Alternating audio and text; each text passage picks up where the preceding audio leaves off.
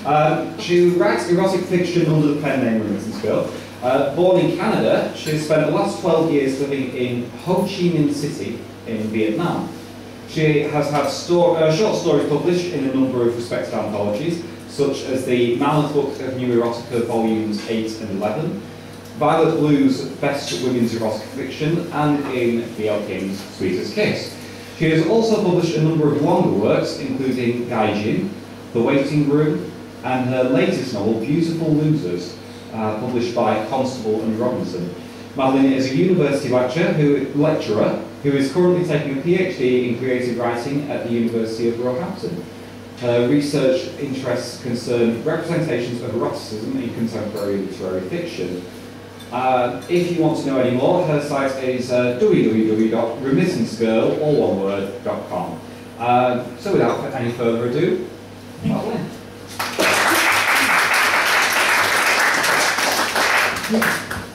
I'm going to move this a little bit, and I'm going to back myself up against the stripper pole, because in fact, otherwise if I try and read out, I'll fall over, so I don't read well like that.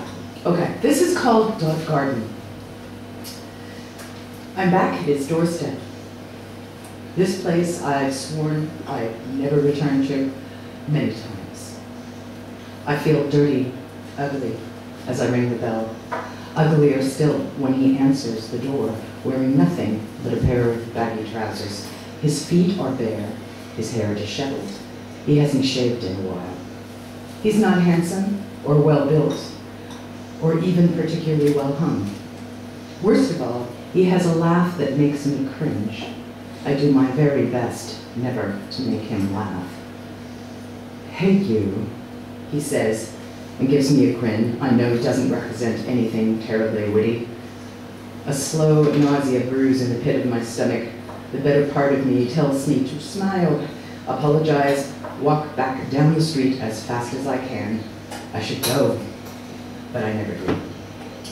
Hi. He pulls the door open wider. "You look like you need a good hard fuck." The tone is casual, like anyone else might say, "You look like you got caught in the rain," or "You look cold." Knowing I won't answer, but I can't admit it. He does what he always does. He shrugs, reaches across the threshold, grabs my wrist, and pulls me into the damp, dingy hallway that smells of cat's piss. He kicks the door closed and turns, pushing the air out of my lungs as my back hits the shabbily plastered wall, and he's on me like something hungry. My hands tug my coat open.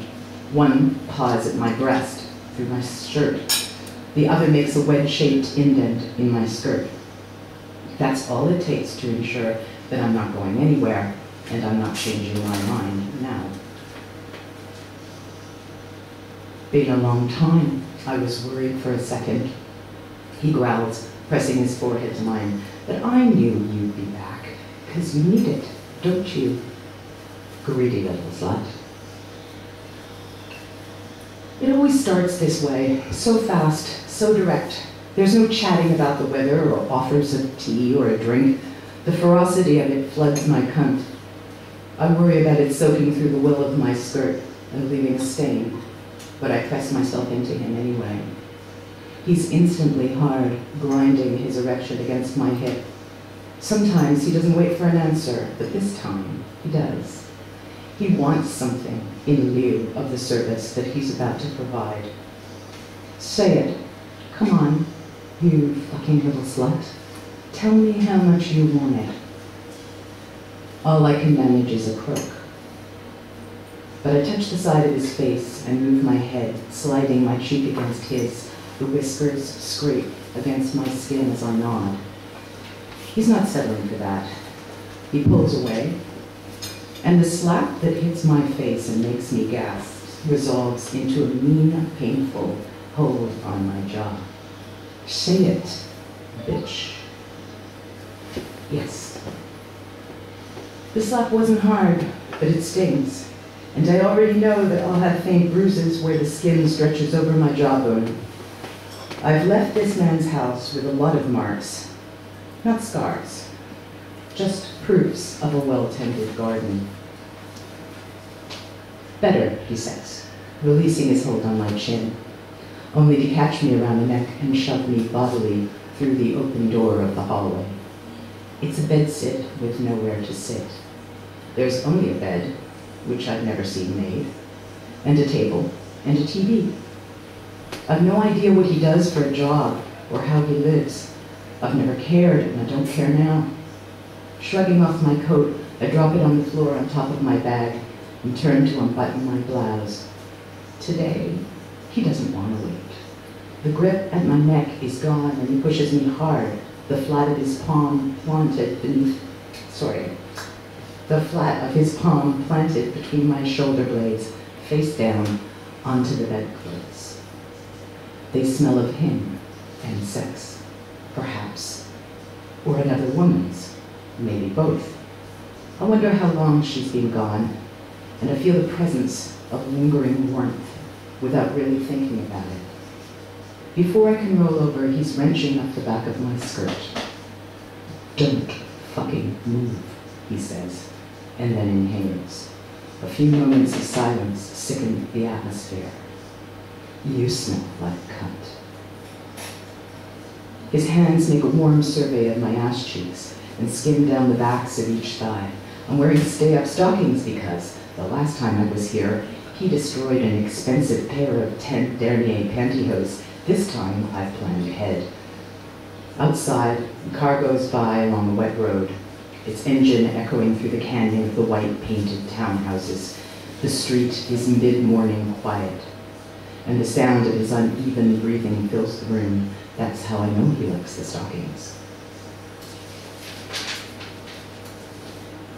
Next time, don't bother with the knickers, all right?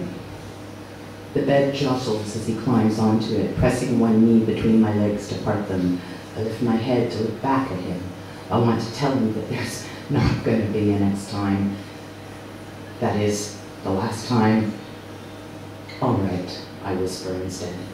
His hand shoots out, grabs a handful of my hair, and forces my head, my face, back down onto the rumpled linen. "Don't," he growls, suddenly angry. "Don't look at me." Even as the words have left his mouth, his other hand has pushed between my thighs. His fingers are digging into the sodden fabric at the front of my panties. He knows exactly how to make me raise my hips in avoidance of pain. And he persists until I have to use my knees to gain some relief. Only when my ass has risen to the height he requires does he relent. The cruel fingertips that have been digging into tender flesh are suddenly replaced by a cup-closed hand that smooths and squeezes me until I start to gasp. "You're so fucking ready for me, girl." I know I am. I consciously make myself say the words, the least I can do to avoid hypocrisy. "Fuck yes." He groans a knowing approval. He kneels close behind me. The fabric of his trousers is rough and scratchy on the exposed thin skin of my left upper thigh. Pressing closer, I can feel his erection against my ass cheek as he teases himself, fully clothed against it. His hand slews sideways and his fingertips curl under the inside leg of my panties, pulling the crotch aside. Thick, blunt digits skim into my cunt, parting the swollen red lips. It becomes impossible to stay still or quiet. Growling like an animal, I push my hips back. I want to feel something, anything inside me.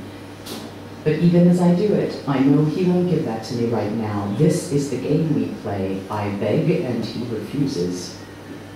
While one hand torments me, the other follows the line of my spine from my tailbone up the center of my back, dragging the hem of my silk blouse with it. I know it's coming. Even before his dripping fingers have withdrawn, I steady myself and tense my muscles. When the first blow comes, it's so fast, so sharp. I don't have time to make a sound. Instinct locks my hips so my knees won't give out and my jaw clenches tight. I've paid for my eagerness. His hand is wet and the sting is worse. If the smack hurts him, he doesn't let it show. Instead, he pauses, watching my skin turn crimson. Only when it does he hit me again. The second slap is as hard as the first, and this time I yelp. The sound pleases him. The covered cock pressed against my unslapped cheek twitches. A few more hard spanks and the tears start, hot and wet, soaking into the sheet under my face. I don't hold back. Sobs ascend from riotous places in my belly, at first stale and hesitant like something shut up in a closed place for a long time, but then they emerge louder, freer, with each successive burst of pain, as if every blow slides away another choking tendril.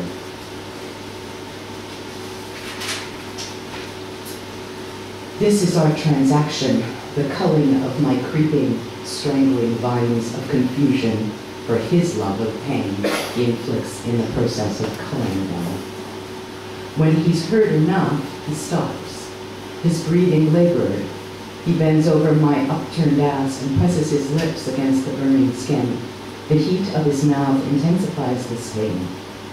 But the same hand that has beaten me returns between my legs to revel in the strange quirk of my nature. My cunt has also wept, so freely that the inside of my thighs are slick and the juices have soaked into the tops of my stockings. Want my cock? He murmurs against my seared flesh, lifting his mouth only to pull my sodden panties down my legs. I take a staggered lungful of air and nod. Yes, I do. He backs off to unzip himself. That's all he ever has to do because he doesn't bother wearing underwear. Then he's back between my legs, sliding his thick, pulsing cock along the moist skin of my inner thighs. Well, that's good. I want your cunt, or should I fuck your ass? This is always the question he asks while guiding himself between the lips of my pussy. I never answer him, and for some reason he never chooses my ass. Perhaps because that's the location of pain and now he's focused on pleasure. I've never understood it, but I know with absolute certainty that it wouldn't matter what I said anyway, he'd choose the orifice he likes. And so he does, easing into me with surprising gentleness considering what's just passed. Still, the penetration makes my cunt ache. I'm wound up, tight from the pain, and it takes my muscles a while to accommodate him.